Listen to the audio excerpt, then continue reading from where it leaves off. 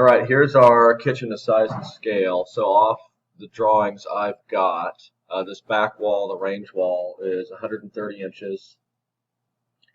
Looks like on the fridge wall, you had a note in here of 34 and a half between these 2 points.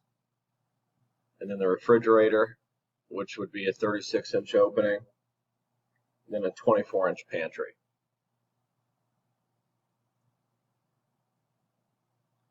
If obviously we may not have everything right, but we can get stuff straightened out.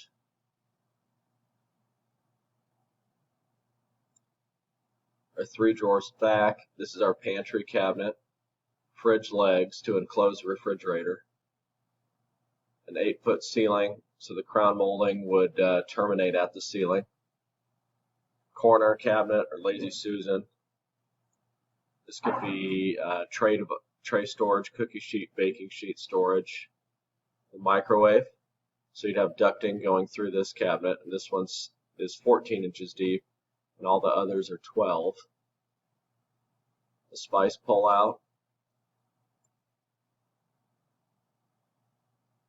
our sink cabinet centered on the window. I don't have the exact width of the window or the center of the window on this wall, but I have this wall from the inside corner to the outside at 124 inches.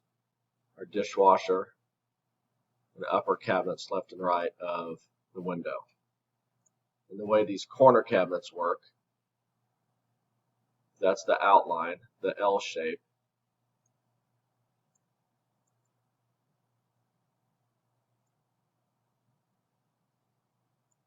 These 2 doors are bound together, so when they open up, that entire inside is exposed.